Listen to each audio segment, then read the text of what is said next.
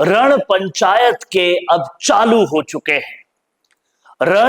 रणबांकुरों के अब चालू हो चुके हैं। पंचायत के रण में जो जननायक है उनके बीच में साइलेंट रण चालू हो चुके हैं। और ये जो सबसे बड़ा रण बन सकता है, जिसकी सुगबुगाहट अभी से आ रही है इस पंचायत और निकाय के रण में, वो है हनुमान बेनीवाल वर्सेस सचिन पायलट। हनुमान बेनीवाल और सचिन पायलट के बीच न शब्द होंगे,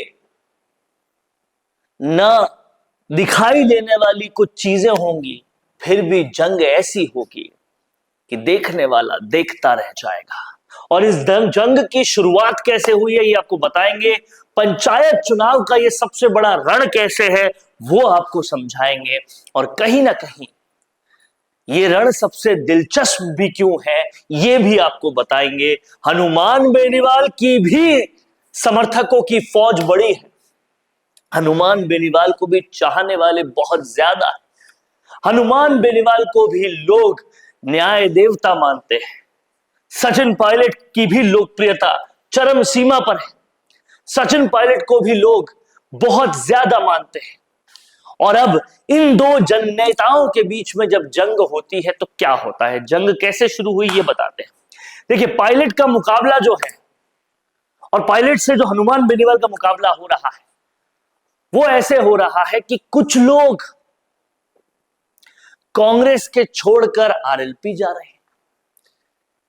आरएलपी कई जगह कांग्रेस का वोट तोड़ रही है, तो दूसरी तरफ सचिन पायलट के साथ भी कई आरएलपी के लोग आ रहे हैं। दोनों तरफ गुत्था गुत्थी हो रही है। और उन्हीं में से एक आनंदीराम खटीक भी है, जो कि कहीं ना कहीं आरएलपी के एक मुख्य सदस्य होते जा रहे थे। उन्होंने अब आरएलपी की सदस्यता से त्यागपत्र दिया, अपना पत्र हनुमान बेनीवाल को दिया और चले गए पायलट के पास कांग्रेस ज्वाइन करने के लिए। सचिन पायलट के कट्टर समर्थक एक वक्त पे माने जाते थे। कांग्रेस विधानसभा सीट से चुनाव भी लड़ा था इन्होंने।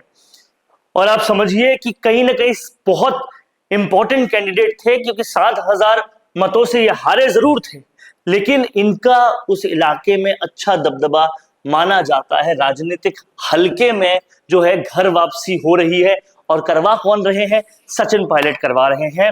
और ये जो आनंदीराम खटीक है, कहीं ना कहीं हनुमान बेनीवाल को ज्वाइन करके हनुमान बेनीवाल के आरएलपी में वो जगह नहीं पा रहे थे, वो संतोष नहीं पा रहे थे, इसलिए अब वापस जा चुके हैं पायलट खेमे में। ये जो आवाजाही है ये बताती है कि जंग की शुरुआत हो चुकी है। और आरएलपी कांग्रेस के बीच में जो ये जंग है वो दो ऐसे लोग लड़ रहे हैं जिनकी साख, जिनकी विश्वसनीयता, जनता पे जिनको भरोसा अदम्य है। और लोकप्रियता के दो बड़े पिलर्स है हनुमान बेनीवाल और सचिन पायलट।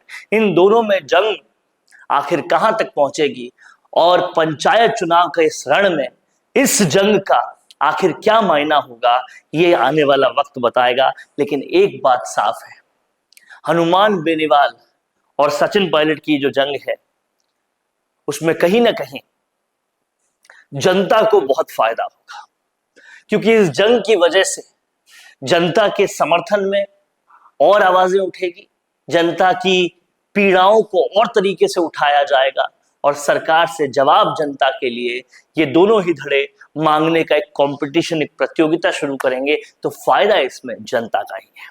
आपका क्या सोचना है कमेंट बॉक्स में जरूर लिखिए।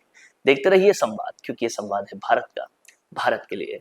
नमस्कार। 90% बिजनेस यही गलती कर रहे हैं। आप भी नहीं लाए ना अपने बिजनेस को ऑनलाइन, और इसी वजह से सालों तक मेहनत करने के बाद भी वो रिजल्ट्स नहीं मिले जो मिलने चाहिए थे। क्योंकि राज सिर्फ अच्छे प्रोडक्ट का नहीं है, राज है लगातार दिखने का। क्योंकि आज के दौर में ना लोग बहुत स्मार्ट हो गए हैं और इस डिजिटल दौर में सबसे पहले आपका सोशल मीडिया देखते हैं, उसके बाद ही आपसे खरीदते हैं। लेकिन सोचिए, अगर आपके पास हर हफ्ते प्रोफेशनल वीडियो हो, अगर आपके ब्रांड की कहानी रोज रोज नए लोगों तक नए नए तरीके से पहुंचे, अगर आपका बिजनेस भी लोगों के फीड में बार बार दिखाई दे, तो क्या होगा? यही काम कर रहा है मिशी मीडिया सॉल्यूशंस। हम सिर्फ वीडियोस नहीं बनाते, हम आपके बिजनेस को लोगों के दिमाग में जगह दिला देते हैं। स्क्रिप्ट से लेकर high quality shoot and editing तक सब कुछ प्रोफेशनल तरीके से। अगर आप भी जानना चाहते हैं कि आपके बिजनेस के लिए कौन सी कंटेंट स्ट्रैटेजी काम करेगी, तो ये भी हम आपको बताएंगे। और तो और हमारे 8 लाख से भी ज्यादा फॉलोअर्स और सब्सक्राइबर्स के बीच में प्रमोट भी करेंगे, वो भी बिल्कुल फ्री में। तो अभी डीएम करें, ग्रो कीजिए हमारे साथ और जानिए आपका ब्रांड कितना आगे जा सकता है।